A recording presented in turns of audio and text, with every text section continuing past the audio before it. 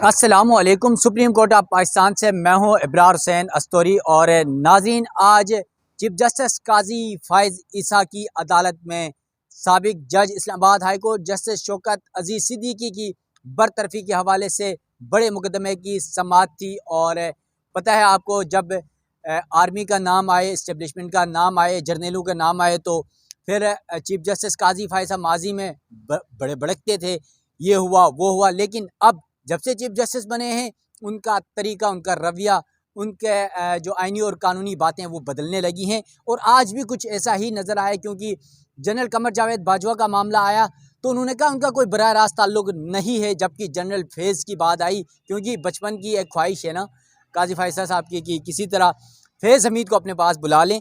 तो आज ये क्या मामला हुआ इस कमरे अदालत में, और फिर इमरान खान और नवाज़ शरीफ का नाम क्यों आया, ये सब जुल्करनैन भाई मेरे साथ मौजूद हैं, सीनियर सहाफ़ी हैं, बोल टीवी से वाबस्ता हैं, सुप्रीम कोर्ट में तकरीबन 10-12 सालों से कवर करते हैं, एक एक चीज़ से वाकिफ़ हैं, कई चीफ जस्टिस इनके सामने से गुजरे हैं। जुल्करनैन भाई, आज क्या लग रहा था कि माजी में काजी साहब बड़ी बड़ी बातें करते थे कि इदारे ये करते हैं, एजेंसियाँ ये करती हैं, जर्नल ये करते हैं, और आज जब जनरल बाजवा का नाम आया और शौकत अजीज़ सिद्दीकी की जानिब से उन्हें फ़रीक बनाया गया, तो उनकी जगह छोड़ के जो है वो फैज़ हमीद को बुला लिया। क्या मामला था, कैसे समाअत का आगाज़ हुआ आज? देखिए, जिस अंदाज में कल उन्होंने कहा था कि जी जिस पे भी कोई इल्ज़ाम आपने लगाना है, जिसके बारे में भी बात करनी है, उसको इंसाफ का तकाजा ये है कि हम नोटिस दें, उसका मौक़िफ़ सुना जाए, तभी आपकी बात पे आगे हम चलेंगे, अदरवाइज़ नहीं चल सकते। या तो इन सब के नाम निकाल दें या फिर उनके शामिल करें। उन्होंने फिर कल लिस्ट जमा करवाई, जिसमें उन्होंने ज़ाहिर है अब जिस जिसका नाम डायरेक्टली इनडायरेक्टली आ रहा था, उन्होंने सबको नोटिस जारी करवाने के लिए फ़रीक बनाया। कमर जावेद बाजवा साहब को बनाया, साबिक जो सेक्टर कमांडर थे यहाँ पे इरफान रामे साहब ISI के, उनको, अब रिटायर्ड ब्रिगेडियर है, उनको बनाया। ब्रिगेडियर रिटायर्ड फैसल मरवत को बनाया। ब्रिगेडियर एक थे, मतलब 7 लोग टोटल थे, जिनमें साबिक chief justice high court Anwar Kansi भी थे, और साबिक रजिस्ट्रार सुप्रीम कोर्ट जो सुप्रीम जुडिशल काउंसिल के सेक्रेटरी होते हैं अरबाब आरिफ, वो भी थे। अब मामला कुछ यूँ हुआ कि काजी साहब की ख्वाहिश सिर्फ और सिर्फ फैज़ हमीद साहब की हद तक थी। अब बाजवा साहब पहले तो जब काजी साहब का अपना केस चला था, तो उनके ऊपर बड़ी तनकीद करते होते थे बाजवा साहब पे 2019 में, 19-20 में। फिर जब उन्होंने ये देखा कि यार नहीं, बाजवा साहब तो बाद में इमरान खान से अलहदा हो गए थे, और उन्होंने नवाज़ शरीफ को फेवर दे दिया, ये PTI की हुकूमत गिर गई और नून लीग की गवर्नमेंट आ गई, PTM आ गई। इसलिए उन्होंने कहा जी बाजवा साहब तो पाक पवित्र हो गए, उनके ऊपर तो कोई बात नहीं करनी। उन्होंने कोई सियासी मुदाखलत नहीं की, उन्होंने अदलिया में कोई मुदाखलत नहीं की। फैज़ हमीद साहब ने हालांकि कहा कि जी बाजवा साहब, शौकत अजीज़ सिद्दीकी ने खुद कहा कि जी मुझे उन्होंने आके बताया कि जी बाजवा साहब नाराज़ हैं। उन्होंने कहा जी मैं आपसे जाके मिलूँ और पूछूँ कि जज साहब को क्या मसला है। तो अब उन्होंने फैज़ हमीद साहब का नाम की हद तक तो रखा मामला, उनका नाम उड़ा दिया ये कह के कि भाई वो तो हेर से है, सुनी सुनाई बात है ना। आप शौकत सिद्दीकी को खुद तो जनरल बाजवा ने नहीं कहा, उन्होंने सुना ही है कि जी फैज़ हमीद के मुंह से, वो पता नहीं वो सच कह रहा है गलत कह रहा है, वो नाम इस्तेमाल करके बहुत से लोग बहुत सा काम करवा लेते हैं। एग्जाम्पल दी उन्होंने एक अपॉइंटमेंट की जो हाल ही में हुई है बलूचिस्तान में, जस्टिस जमाल मंदोखेल की। जैसे जमाल मंदोखेल साहब का नाम लेके एक वकील साहब ने कोई काम करवा लिया DC से, तो DC ने बाद में इनको पैगाम भिजवाया कि सर वो आपका काम कर दिया मैंने। DC से थपकी लेने के लिखा होगा, उन्होंने कहा जी मुझे तो पता नहीं कौन सा काम था मेरा। उन्होंने कहा इस तरीके से बहुत से लोग काम करवा जाते होते हैं नाम लेके, तो मैं भी फैज़ हमीद ने भी उनका नाम लेके काम करवा लिया हो, इसलिए बाजवा का नाम हम नहीं लेंगे। अलबत्ता उन्होंने को 1 घंटा लगाया इस चीज़ के ऊपर कि किसी तरीके से, अच्छा स्टेप 2 या लेयर 2 में था बाजवा साहब का नाम, उन्होंने कहा जी नहीं लेयर 2 पे तो जाना ही नहीं। समंदर की तह में से जाके, जहाँ आप दोस्त भी नहीं जा सकती है, जहाँ टाइटैनिक का समझ लिया मलबा पड़ा हुआ है, जो जाता है वो भी गर्क हो जाता है, वापस आता ही नहीं, वहाँ से जाके इमरान खान को निकाल के लेके आ रहे हैं कि नहीं। बेनिफिशरी कौन है? क्या फैज़ हमीद साहब ने या जनरल साहब ने खुद तो वज़ीर आज़म नहीं बनना था? किसके लिए वो कैंपेन करते, किसके लिए मेहनत करते? 2 साल मेहनत उन्होंने किसके लिए की थी? जो शौकत अजीज़ को बताया कि हमारी मेहनत ज़ाया हो जाएगी, नवाज़ शरीफ इलेक्शन से पहले बाहर आ गया, तो वो जनाब इमरान खान थे। ऑब्वियसली कि 18 में वज़ीर आज़म वो बने थे। लेकिन कादी साहब ये भूल गए कि नवाज़ शरीफ की नाअहली का फ़ायदा किसको हुआ था? सबसे पहला फ़ायदा था कि ये शहबाज शरीफ को वज़ीर आज़म बनाना चाह रहे थे। तो इत्तलात हैं कि मरहूम अल्लाह जन्नत नसीब करे कलसूम नवाज़ साहिबा को, जो कैंसर से जिनका इंतकाल हुआ, उन्होंने कहा कि जी नहीं आप शहबाज शरीफ साहब को ना बनाएं। इस किस्म की इत्तलात मार्केट में मौजूद हैं। फिर शहबाज शरीफ को नहीं बनाया गया, बल्कि उन्होंने कहा यार 6 महीने साल के लिए बनाना है, तो शहबाज शरीफ का पंजाब में ही रहने दें, उनको हम बना देते हैं, शायद का कान बादशाह आपको किसी वर्कर को दे देते हैं। तो बेनिफिशरी या शहबाज शरीफ हो रहे थे या शायद खान अब्बासी साहब थे नवाज शरीफ के नए लिखे, उन्होंने कहा जी नहीं, 18 में कौन था, इलेक्शन क्यों मैनूवर हुआ, सच बोलें, सच की तरफ जाएं, यहाँ लेके जाएं, वहाँ लेके जाएं। भाई आपको सच सारा पता, आप खुद क्यों नहीं बोल लेते कि सच बोलने को कम से कम दूसरों को है, आपको नहीं है। तो खैर वो इमरान खान को खोद के निकालना चाह रहे थे। खुद शौकत अजीज सिद्दीकी साहब ने खड़े होकर कहा, उन्होंने कहा जी जिसकी वो कंपेन चला रहे थे या जिनका वो जिक्र करना चाहते उनको जीप का निशान अलॉट करवाया था। वो जीप का निशान चौधरी निसार समेत कई आज़ाद उम्मीदवारों को अलॉट हुआ था, कुछ जीत के कुछ हार गए थे उनमें से। तो शौकत अजीज सिद्दीकी जो मुतासरा फरीक थे, जिनकी पटिशन थी, जिन्होंने इतना बड़ा स्टैंड लिया 5 साल के लिए, वो दर बदर की बेचारों ने ठोकरें खाई। अभी साल पहले 2-1.5 साल पहले उनका लाइसेंस बहाल हुआ है, वकालत उन्होंने शुरू किया, वरना तो बेचारे ना पेंशन मिली थी, ना बतौर जायज़ तनख्वाह थी, कोई और सोर्स ऑफ इनकम नहीं था। वो बेचारे, उनका तो घर का खाना पीना मुश्किल हो गया था। इतना उन्होंने स्टैंड लिया। आप उनकी ये क्या कि तस्दीक कर रहे हैं कि जी अगर तो आप सारा पेंशन के लिए कर रहे हैं तो अटॉर्नी जनरल को बुलाते हैं, आपको पेंशन वैसे ही मिल जाएगी। मतलब एक बंदे ने इतना स्टैंड ले लिया कि जी अदलिया में मुदाखलत हो रही है, नहीं होनी चाहिए, सही या गलत ये इंक्वायरी में तय होगा। लेकिन उन्होंने एक स्टांस तो लिया। उन्होंने कहा कि जी मुझे बुला के कहा गया कि नवाज शरीफ को बाहर नहीं आने देना। क्यों नहीं आने देना भाई? अगर नवाज शरीफ का हक बनता था कि वो बाहर आएँ, तो उनको बाहर आने से कौन रोक रहा था, क्यों रोक रहा था? वो चाहे जनरल फैज़ हमीद हो या कोई भी हो, किसी का ये काम नहीं बनता था। सिद्दीकी साहब ने स्टैंड लिया, चीफ जस्टिस हाई कोर्ट बनने वाले थे, नौकरी गवाई, चीफ जस्टिसशिप गवाई, सारा कुछ किया। उनको आज यहाँ से ये सुनने को मिल रहा है बड़े आइनी कानूनी जमहूरी चैंपियन साहब की तरफ से, आप पेंशन के लिए कर रहे हैं, आपको वैसे दिलवा देते हैं। इस किस्म की तज़दीक तो उनकी, जो कहा जाता है कि जी पहले साकिब निसार साहब के दौर में वहाँ उन्होंने नहीं की, सुप्रीम जुडिशल काउंसिल ने ऐसी तज़दीक उनकी नहीं की। बंदियाल साहब के ऊपर, गुलजार साहब के ऊपर ये इल्ज़ामात लगाए गए, खोसा साहब के ऊपर कि जी ये उन्होंने केस नहीं फिक्स होने दिया, जी वो बाहर से अदालतें उनके कहने पे चलती थी, लोगों के कहने पे मैनिपुलेट होती थी, केस वो लगवाते थे। तो फिर आपने उनकी सारी स्ट्रगल को उठा के जो है ना वो गटर में फेंक दी एक तरह से।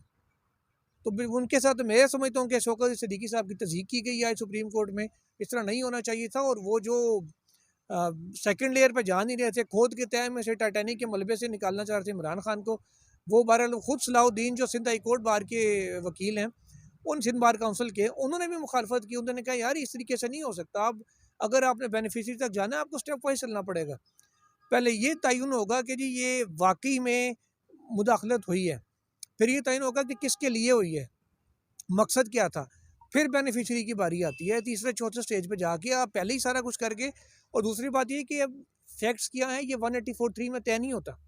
हाफिज एहसान खोखर जो बड़े सीनियर वकील हैं, आजकल टीवी पे बहुत आ रहे होते हैं, खोखर साहब कमरा अदालत में बैठे हुए कह रहे थे कि 184(3) में आप प्राइवेट रिस्पोंडेंट को तो बना ही नहीं सकते, वो तो सिर्फ फंडामेंटल राइट्स का केस है, सिर्फ सरकारी इदारों को फरीक बना सकते हैं आप।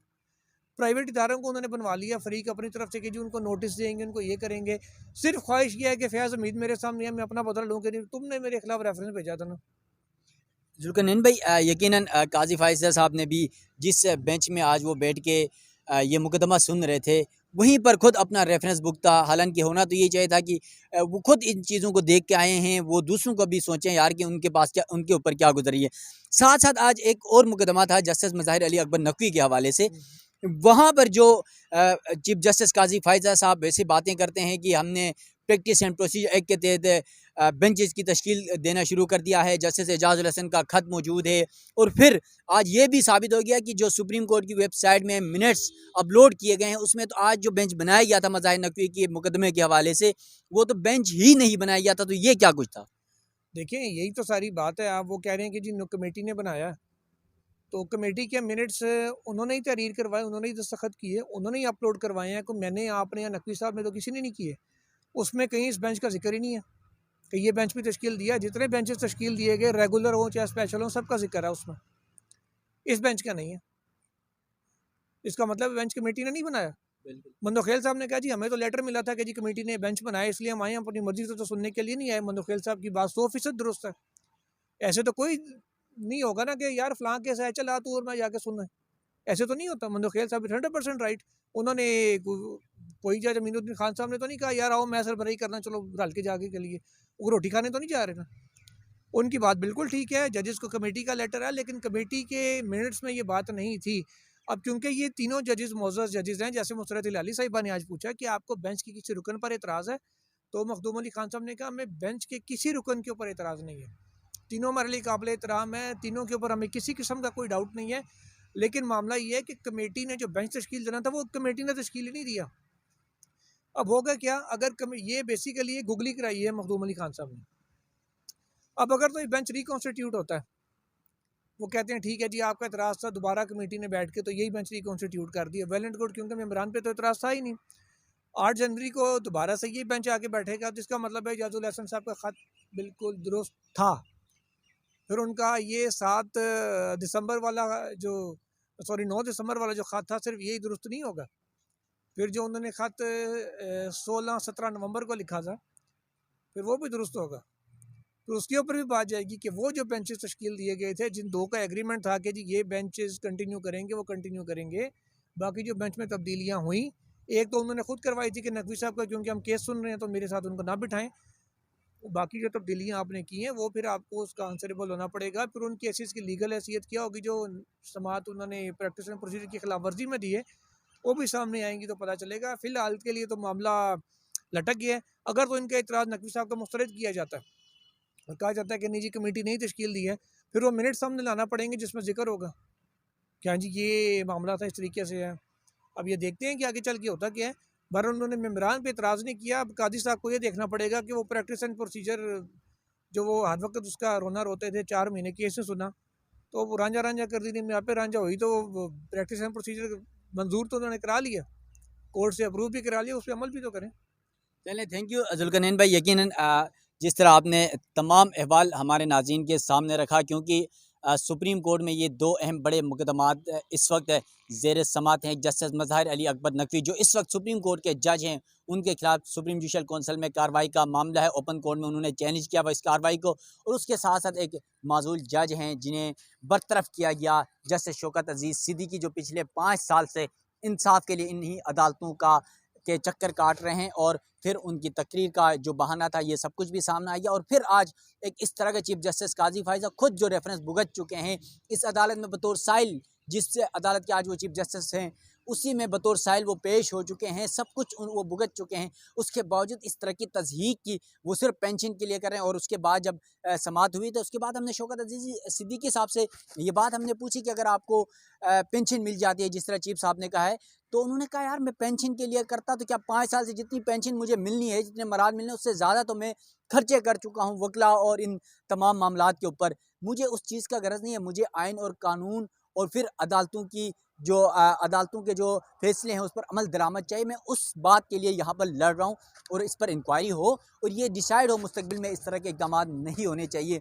और फिर चीफ जस्टिस काजी फायज़ ईसा साहब की ये ख्वाहिश अब शायद पूरी हो या ना हो, क्योंकि उनकी ख्वाहिश यही है कि जनरल फैज़ उनके पास आए, क्योंकि उन्हें ये इतराज़ हमेशा आ रहा है कि शायद जनरल फैज़ की वजह से ही उनके खिलाफ सदर की जानिब से रेफरेंस भेजा गया था सुप्रीम जुडिशल कौंसिल में, और ये सब इल्ज़ामात हैं। और जब जनरल बाजवा का नाम आया तो आज कभी इधर कभी उधर की बातें करते रहे, और फिर नोटिस भी हुआ और अमेंडमेंट के लिए दरख्वास्त का भी कहा गया। उस दरख्वास्त के बाद 1 हफ्ते के अंदर ये नोटिस अरसल भी कर दिए जाएंगे रजिस्ट्रार ऑफिस की जानिब से। अब देखना यह है कि चीफ जस्टिस काजी फायसा जो माजी में आइन और कानून की बातें करते हैं, जो दूसरों पर तज़हीक के लिए तज़हीक करने से को मुनासिब नहीं समझते थे, आज खुद बैठ के अदालतों में तज़हीक कर रहे हैं अपने ही एक साबिक साथी जज के साथ। तो यकीनन ये बहुत कुछ सवालिया निशानात हैं। और फिर कल भी हमने देखा जिस तरह सुप्रीम कोर्ट के जज जस्टिस मज़ाहिर अली अकबर नकवी ने एक बार जब मुखातिब हुआ और कहा कि ये तो पागल है। आपको पता है कल ट्विटर और सोशल मीडिया पर ये ट्रेंड था, और यकीनन हम कमरे अदालत में मौजूद थे। जस्टिस मज़ाहिर नकवी ने चीफ जस्टिस काजी फायज़ ईसा को कहा ये तो पागल है। अब आप भी बताएं कि जब इस तरह की के तरीक़ाकार अपनाए जाएंगे चीफ जस्टिस काजी फायज़ ईसा की जानिब से, और क्योंकि माजी में उन पर लोग एतमाद करते थे और आज भी एतमाद करते हैं, लेकिन अगर इस तरह का रवैया दिखाया जाएगा अपने माजी के कंडक्ट और मुस्तकबिल के कंडक्ट और मौजूदा कंडक्ट को मद्देनज़र रखकर दुगली पॉलिसी इख्तियार की जाएगी, तो शायद सवालात तो ज़रूर उठेंगे। मैं भी उठाऊंगा, आप भी उठाएंगे। और यकीनन कल सोशल मीडिया में आपने देखा कल से जो चल रहा है, ये सब कुछ चल रहा है। और फिर वो कहते हैं कि हर मोबाइल उठाकर जो है मोबाइल उठाने वाला सहाफ़ी नहीं होता। यकीनन कायद साहब आप सब जानते हैं, क्योंकि वही यूट्यूबर से जिनकी बदौलत आपके जिस असद तूर की का आपको हवाला भी दे दें, असद तूर वही शख्स से जिसके ज़रिए आप अपने लेटर्स, अपने ख़तो किताबत, अपनी तमाम खबरें, अपने डॉक्यूमेंट्स सोशल मीडिया में यूट्यूब में ही वायरल कराते थे। लेकिन आज वो यूट्यूबर और वो सोशल मीडिया वाले यकीनन आपको बुरे दिखाई दे रहे हैं। मुमकिन है कल आपको जो जजेस जो लोग आपके मोहसिन है कल वो भी बुरे दिखाई दें। सुप्रीम कोर्ट में इन 2 मुकदमा समेत मुख्तलिफ मुकदमात और जो कुछ डेवलपमेंट होने वाली है उन हवाले से आप नाज़रीन को हमेशा आगाह करते हैं और आगाह करते रहेंगे।